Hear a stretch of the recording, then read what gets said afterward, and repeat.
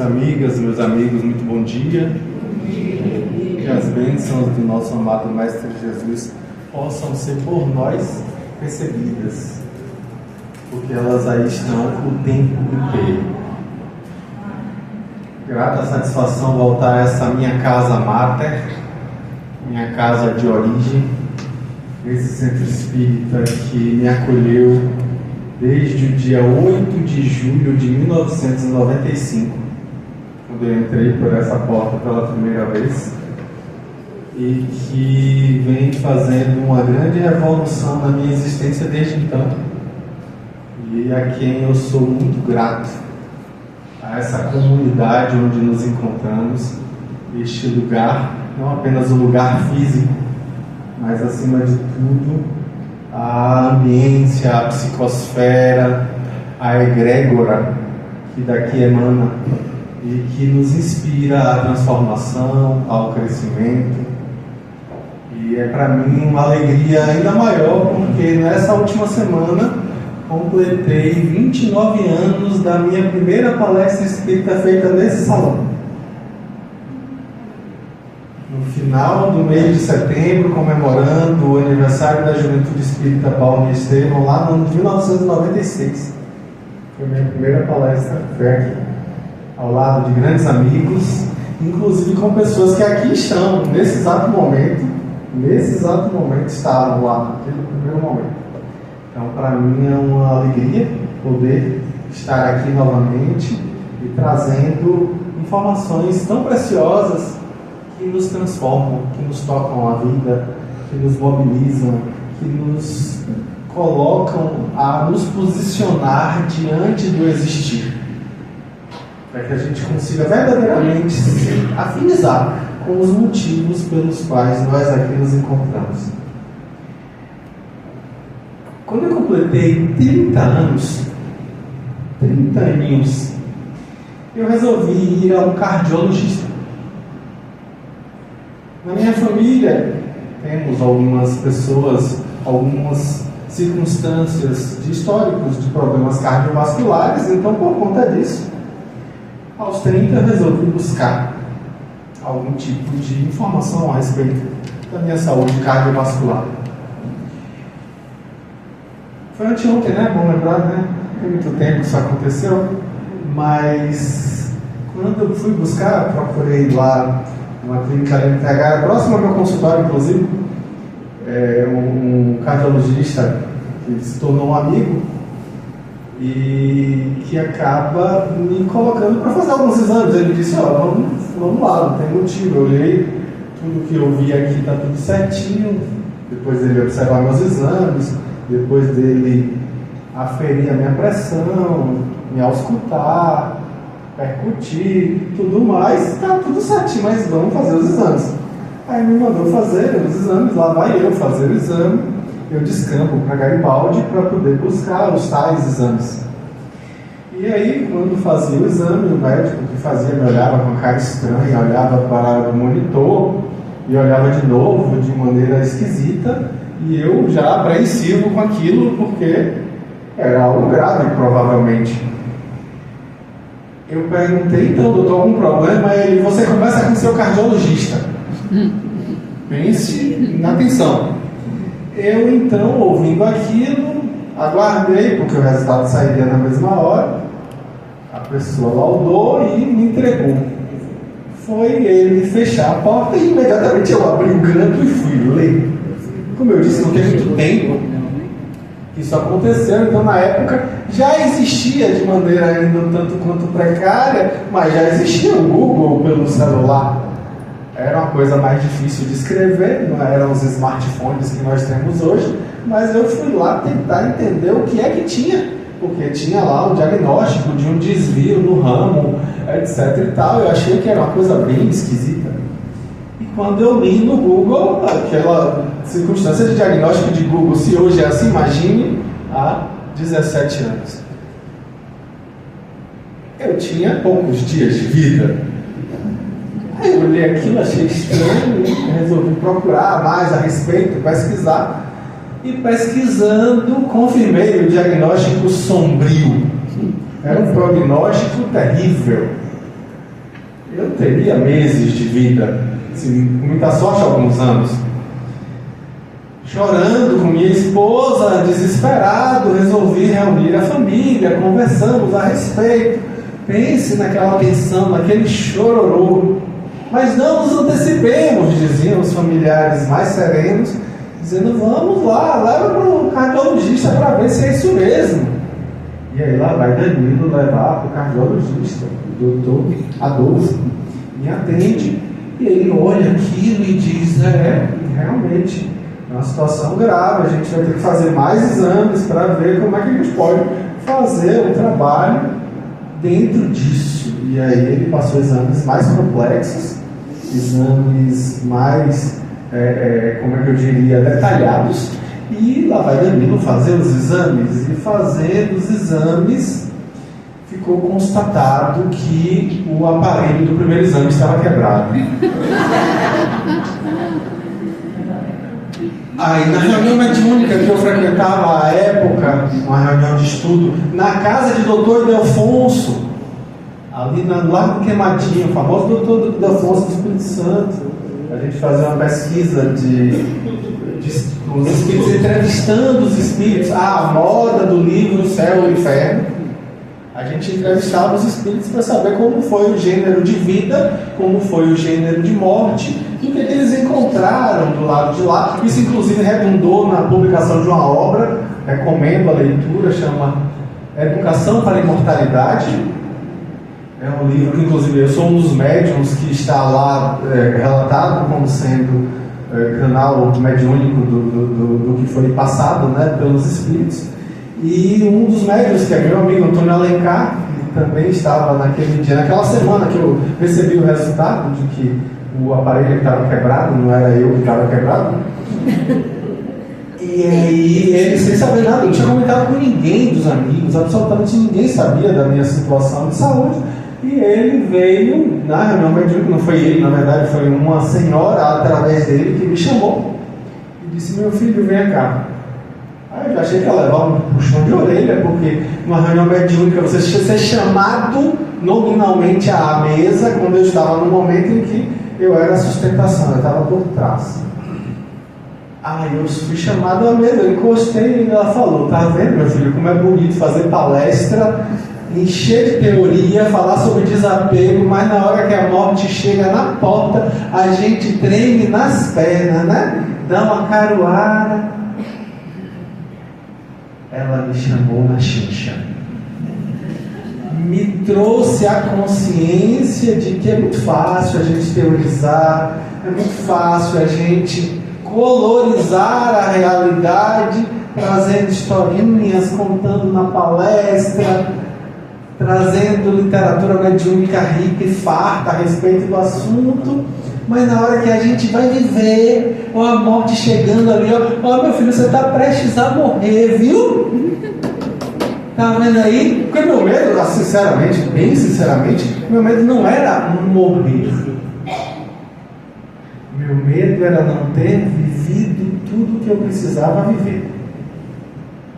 Porque o momento da morte em si, isso não me inquietava. O que me inquietava é se eu estava com a consciência tranquila de ter feito tudo que estava dentro das minhas possibilidades para ser feito. Se eu tinha aproveitado verdadeiramente o tempo que dispunha estando encarnado na Terra. Meu medo era esse. Era de chegar do lado de lá com aquela boa e velha sensação relatada por diversos espíritas desencarnados que não fizeram tudo o que estava ao seu alcance para ser feito. Meu receio era esse. Meu receio era chegar do outro lado, porque no fundo eu tenho a certeza de que eu já vivi muitas vezes a morte. É interessante, a gente tem medo de morrer, mas a gente já viveu tantas vezes a morte, a gente já morreu tantas vezes.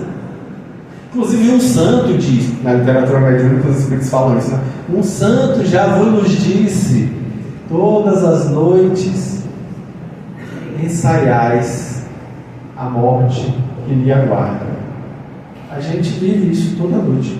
Toda noite a gente sai do corpo, toda noite, quase toda, né? Na verdade, a gente tem a oportunidade de se desprender, mesmo que momentaneamente, mesmo que parcialmente, do corpo físico, para poder ir para o plano espiritual. Mas ainda assim a gente tem medo.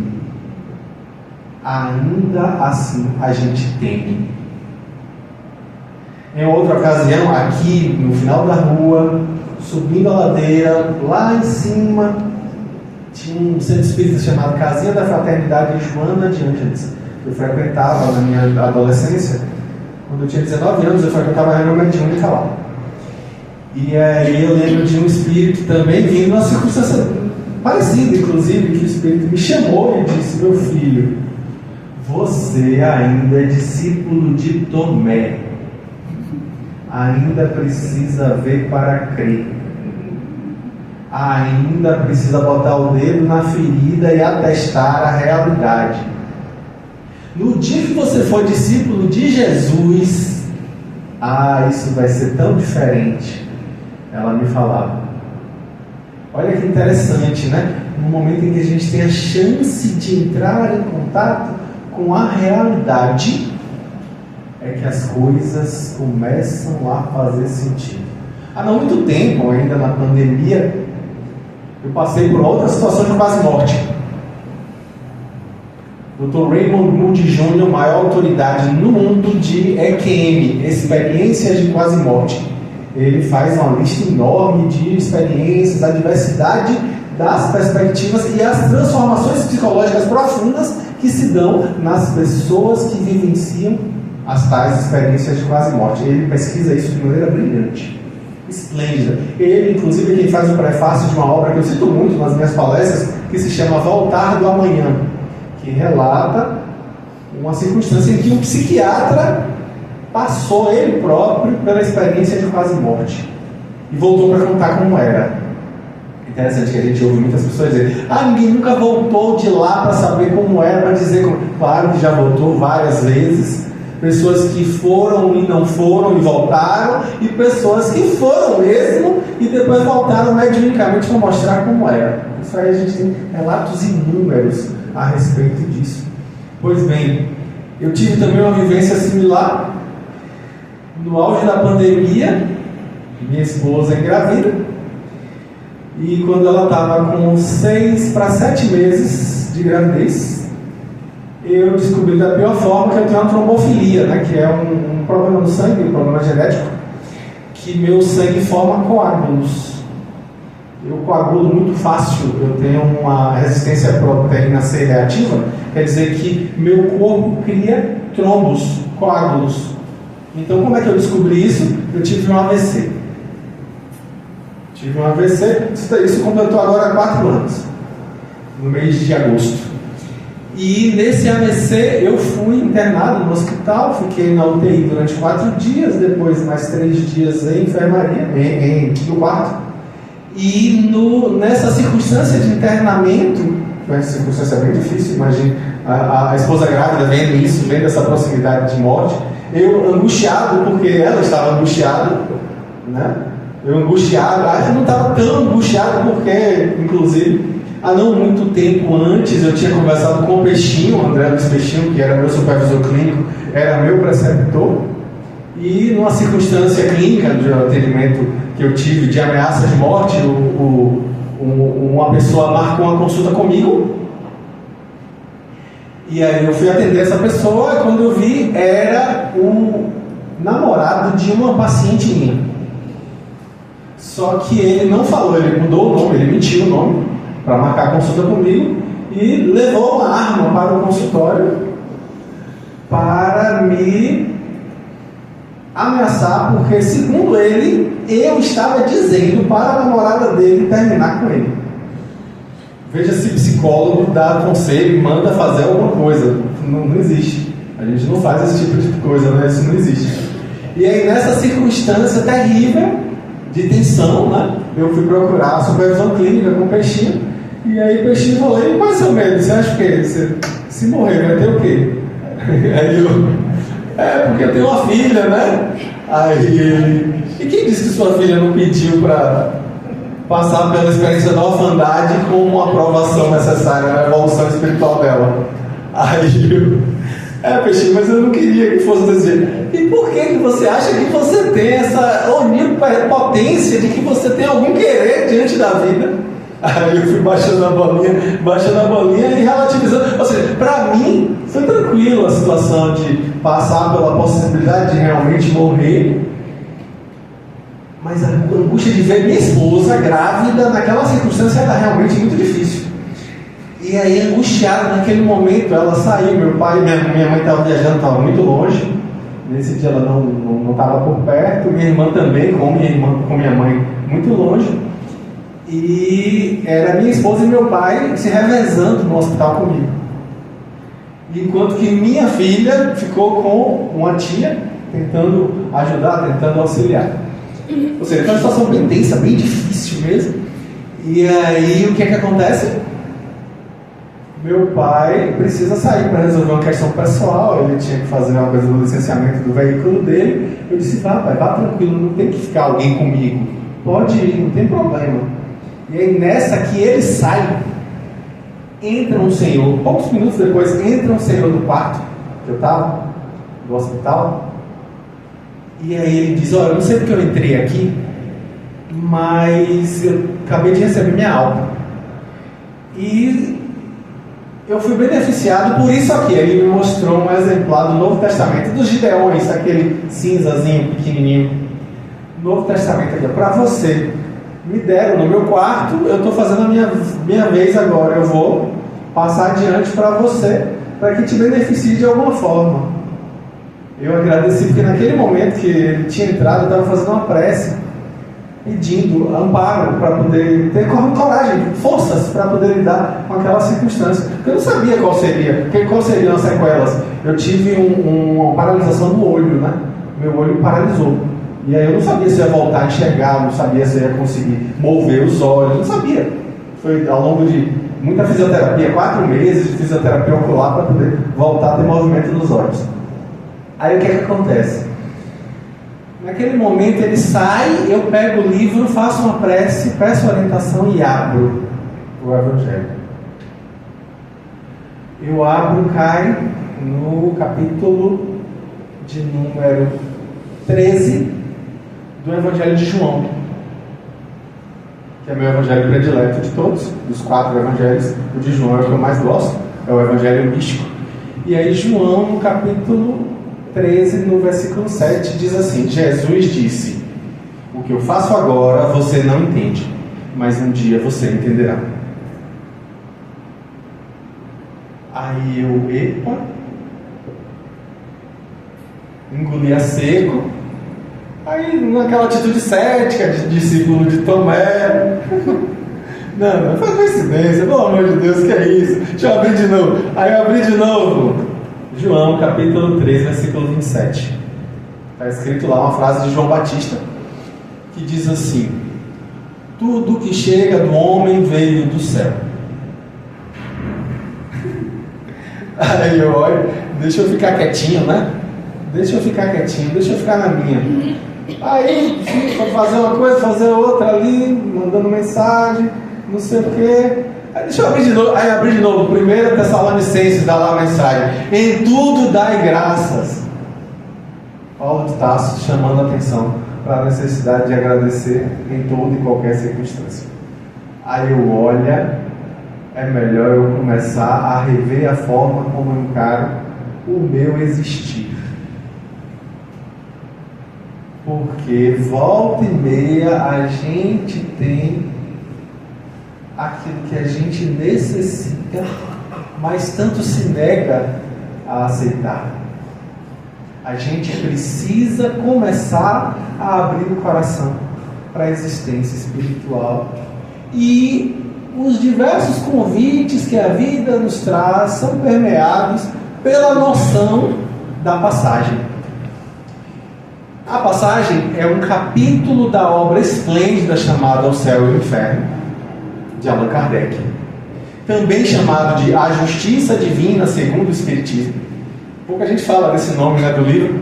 O livro é O Céu e o Inferno, ou A Justiça Divina segundo o Espiritismo, por Allan Kardec. E o capítulo A, passagem, também é traduzido em alguns lugares. Existem algumas traduções que eu gosto, inclusive que eu gosto até mais dessa tradução, é o passamento. Ah, meu Deus, Danilo está falando é de morte, é? Ai, que assunto chato, Jesus. Assunto pesado esse. Aí eu gosto de lembrar a fala de meu amigo Flávio Santos, que se esse é um assunto tão pesado assim, então está na hora de olhar para dentro e se perguntar por que o peso ainda permanece em mim quando eu lido com esse assunto, com tanta informação a respeito disso, que a gente aure no seio da doutrina espírita. Por que ainda é tão difícil lidar com esse tema, que é um tema que a todos nós tange? É um tema que é mote, uma das primeiras literaturas da história da humanidade, cerca de 2.500, 2.800 anos antes de Cristo, que é a epopeia de Gilgamesh, da tradição suméria. É sobre a vida, mas metade do livro ele fala sobre a morte. E vai trazer sobre o assunto morte a nossa chamada consciência.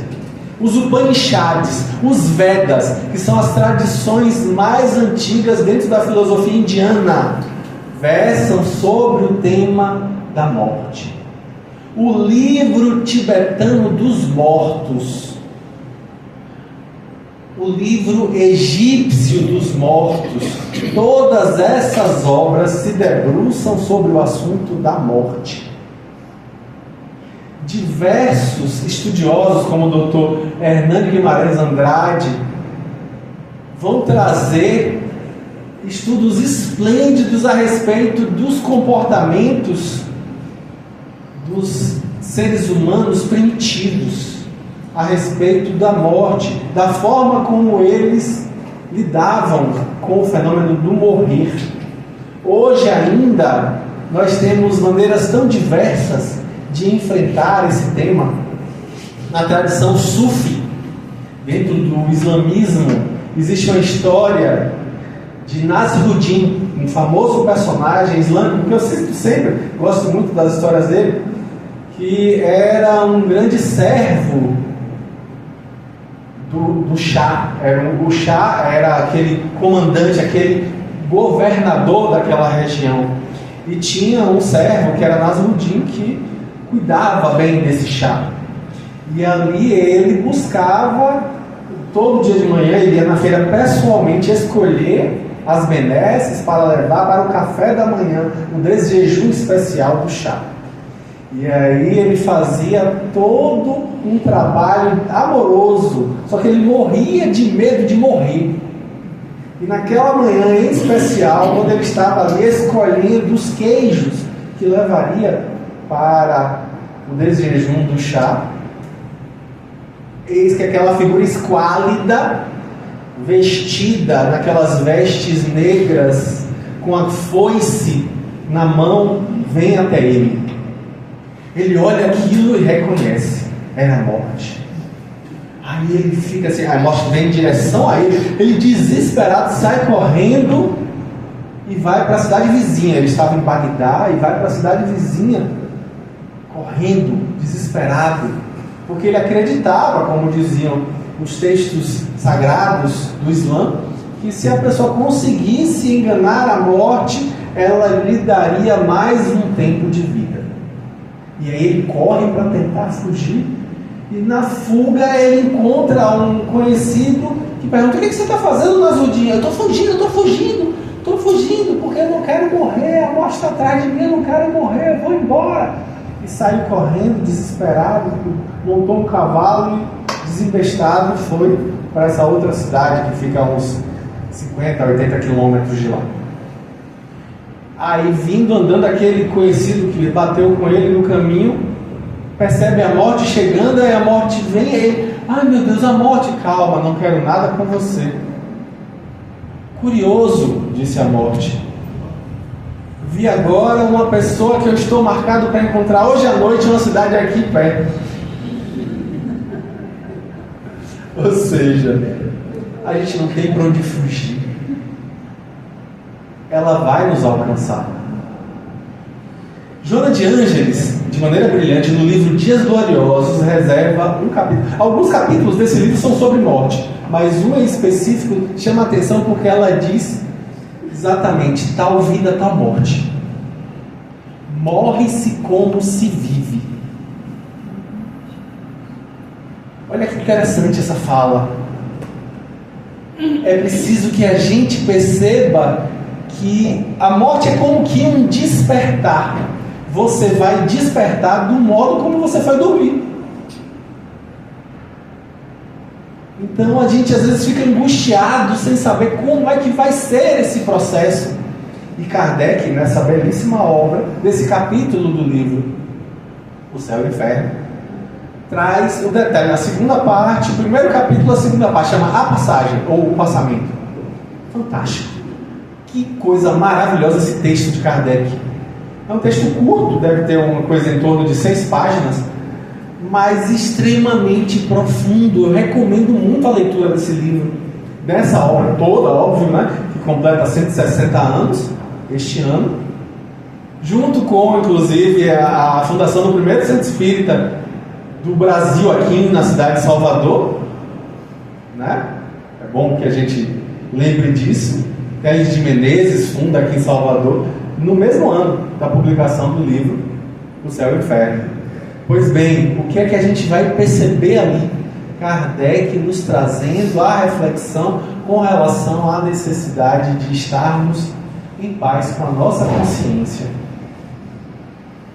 É preciso que a gente construa a perspectiva de que essa morte que nos aguarda, porque Joana fala em outras obras, ela diz assim, ó: volta e meia reflete sobre a tua morte.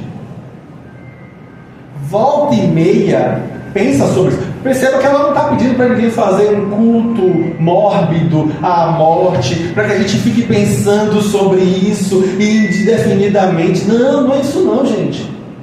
Não é isso não. A gente não está aqui querendo que as pessoas fiquem, né, tem que entrar em contato com essa realidade o tempo todo. Não, isso é hostil. Isso seria uma coisa muito ruim, muito negativa. Isso não é saudável.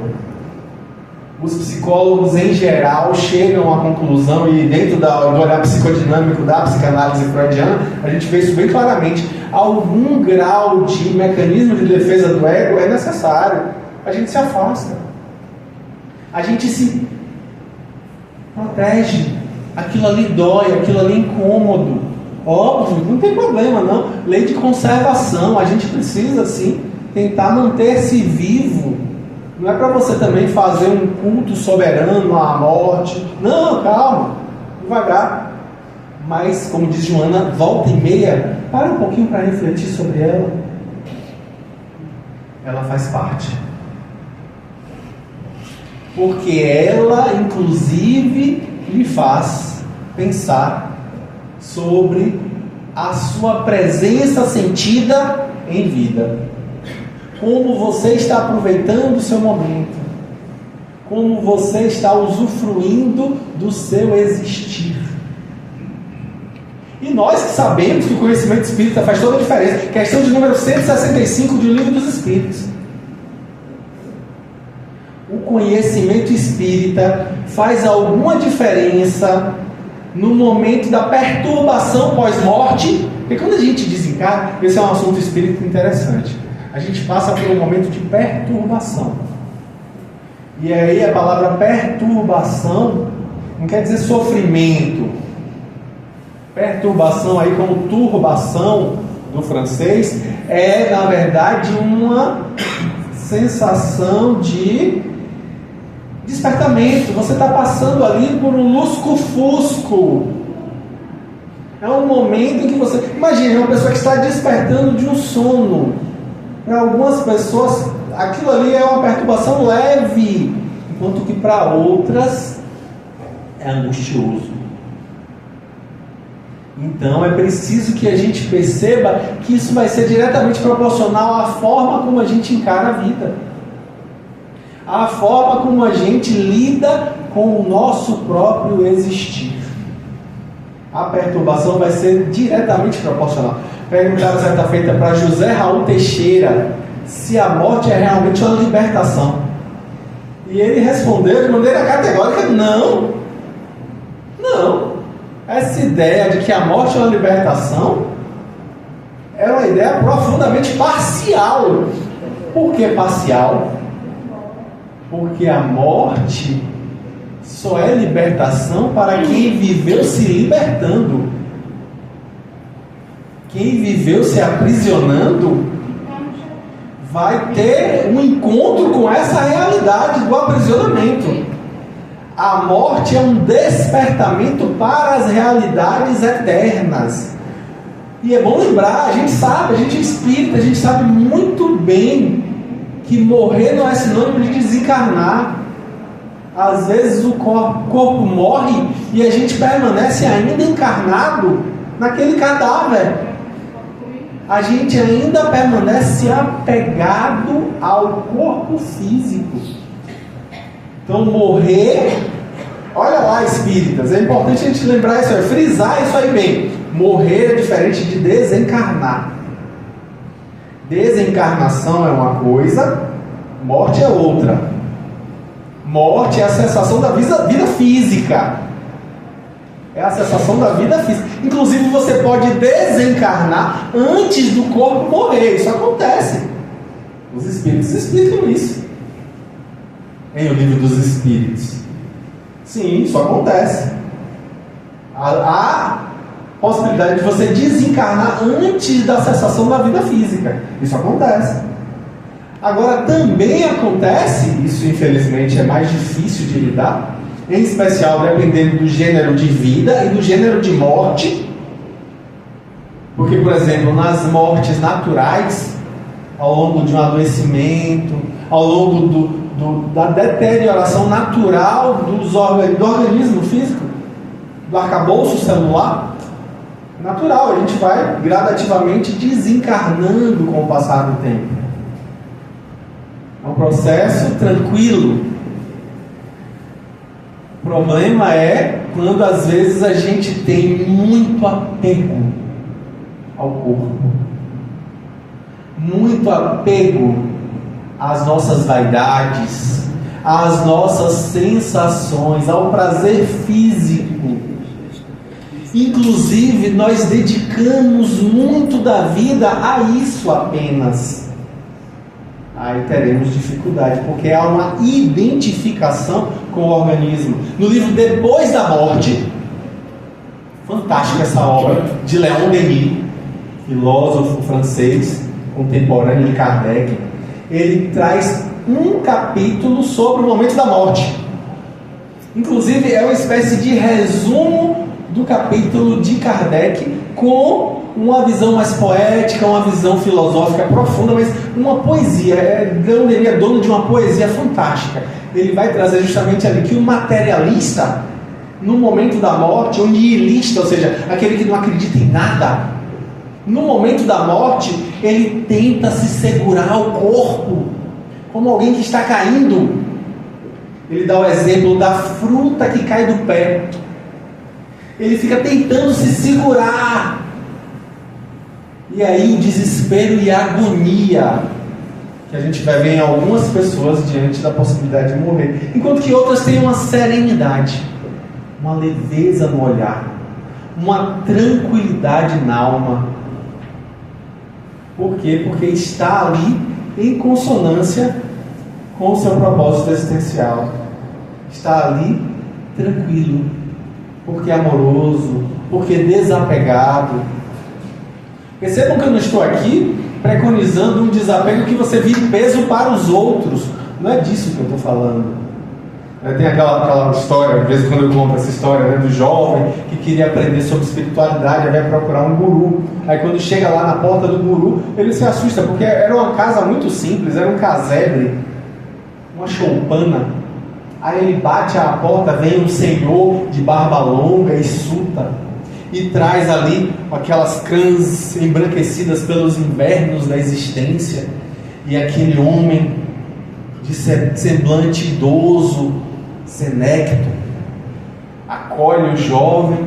Aí o jovem entra na casa, olha só vê ali um engradado, um adaptado, parecendo uma mesa com um prato em cima, alguns livros no canto e um dos panos no chão ali, feita de catre, como se fosse uma cama adaptada. Ele olha e diz assim: mas Senhor, eu vim para fazer muitas perguntas, mas óbvio que eu preciso perguntar primeiro: onde estão seus móveis? Aí o Senhor olha para ele e diz: onde estão os seus? Aí, mas Senhor, eu não sou daqui. Aí o Senhor olha para ele e diz: eu também não. Ou seja, a gente precisa volta e meia se perguntar o que realmente é necessário. Isso é óbvio, a gente precisa volta e meia se perguntar. Mas óbvio, sem servir de peso para os outros. Porque é muito fácil a gente dizer que é desapegado quando a gente não tem nada, né? Dizer: ah, não, eu sou desapegado, eu sou pobre, então eu sou desapegado. É muito fácil você ser desapegado pobre. Quero ver ser desapegado. O Peixinho falava isso, né? Falava: quero ver você ter dinheiro e ser desapegado ao dinheiro. Não deixar que o dinheiro te tenha. Aí é o desafio. Porque a gente tem essa noção, né? Mas aí o que acontece? Emmanuel, no livro Pensamento e Vida, eu recomendo muito essa obra. A última vez que eu estive aqui nessa casa, falei sobre esse livro. A última vez que eu estive aqui nesse salão doutrinário, porque nessa casa foi sábado, no grupo de estudo aqui em cima, falando de Joana de Ângeles, mas aí foi outra circunstância. Mas aqui no salão doutrinário eu falava sobre o livro Pensamento e Vida, que é uma obra esplêndida. Por quê? Porque Emmanuel explica na introdução que aquele livro é o livro lido pelos espíritos que estão prestes a reencarnar. Olha que interessante, hein? É uma espécie de manual pré-reencarnatório.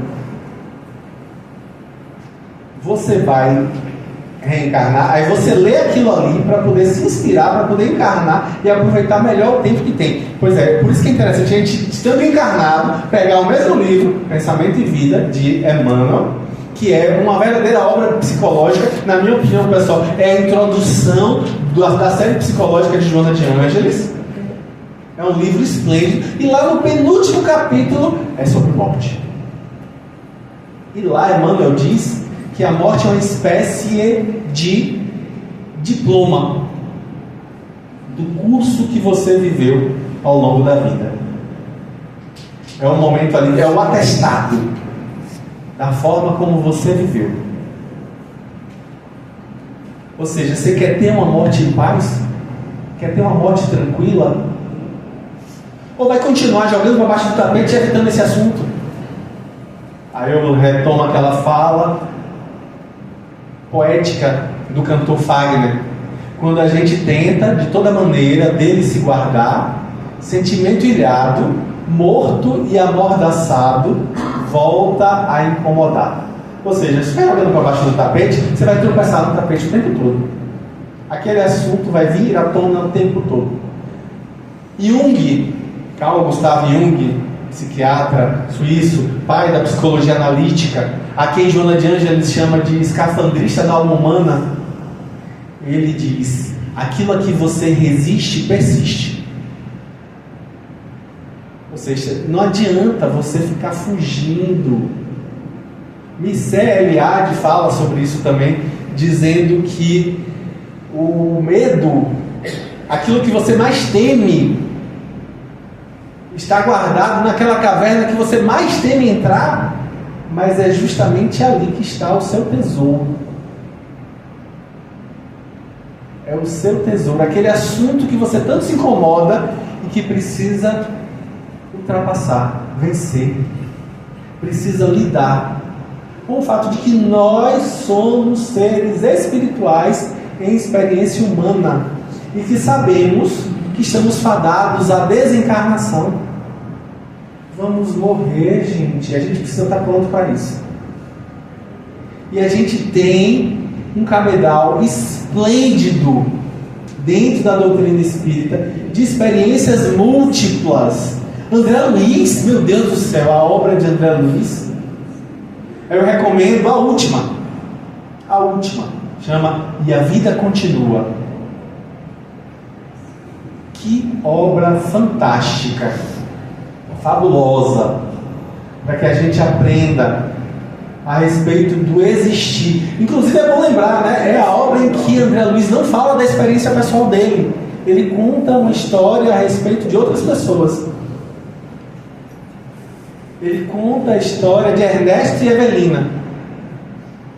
Uma história maravilhosa. Inclusive tem filme. Pouca gente sabe disso. Tem filme em português, gente. É filme mesmo. Foi filmado mesmo, tem lá gravado. Pouca gente conhece, está disponível. Você pode achar nas plataformas de vídeo, no YouTube, por exemplo. Está lá de graça para você assistir. E a vida continua. Recomendo muito, porque traz ali a reflexão do que acontece no nosso processo de desencarnação.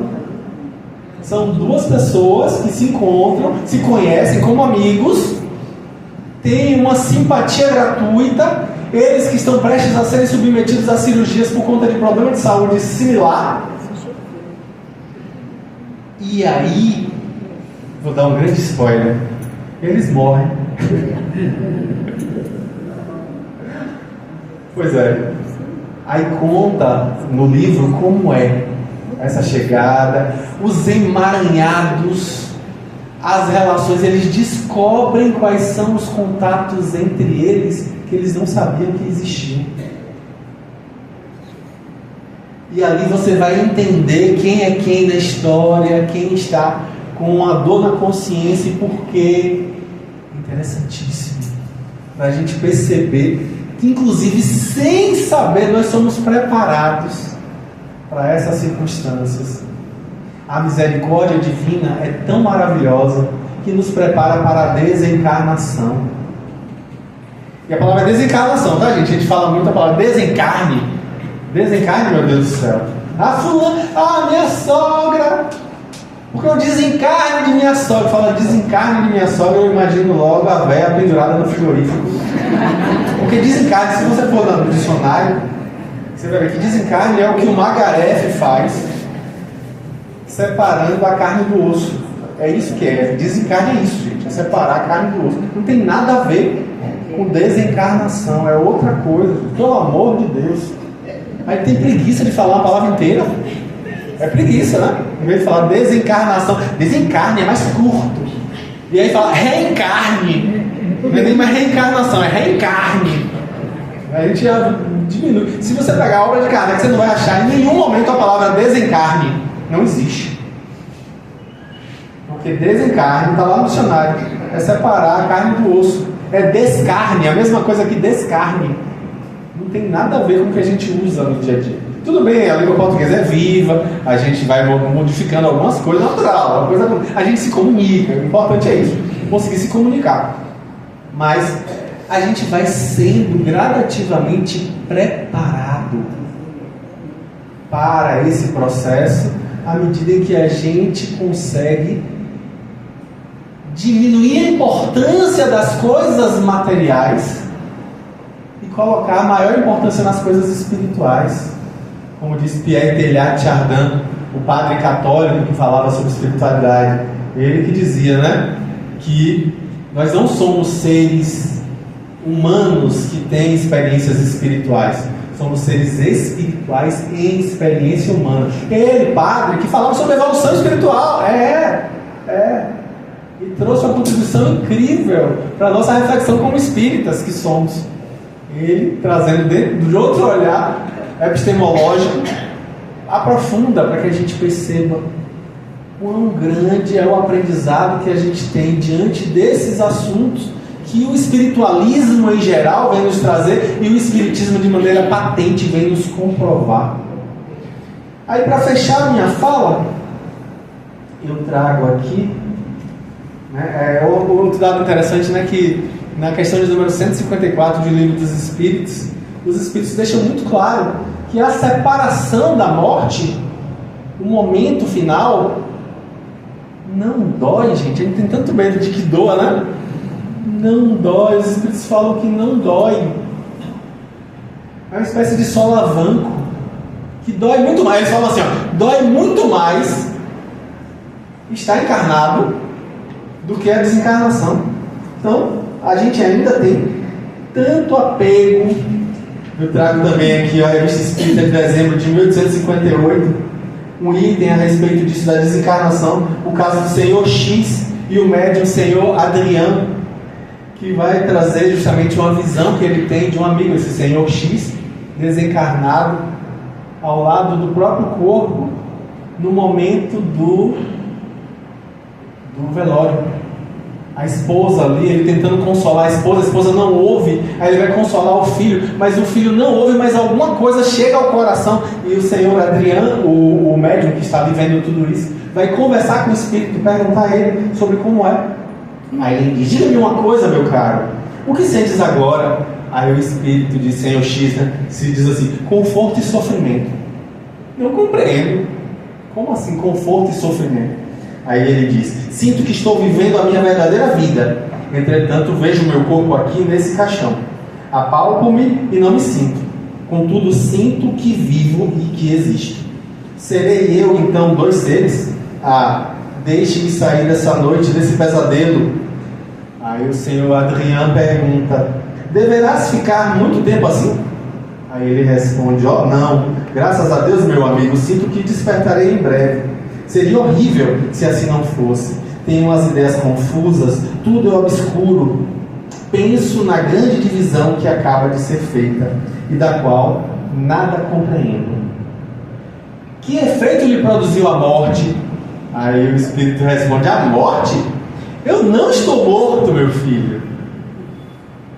Viana de Carvalho, pela mediunidade abençoada de Divaldo Franco, fala isso: o espiritismo matou a morte. Somos todos vivos. Como diz o Lavoisier, nada se cria, nada se perde, tudo se transforma. Então a minha personalidade não se perde, ela apenas transforma a sua dimensão de manifestação. A vida prossegue. Aí o espírito diz: não estou morto, meu filho, você se engana. Eu me levantava e de repente fui atingido por uma escuridão que me desceu sobre os olhos. Depois me levantei e imaginei o meu espanto ao me ver, ao me sentir vivo e ter ao meu lado, sobre o ladrilho, o meu outro ego deitado.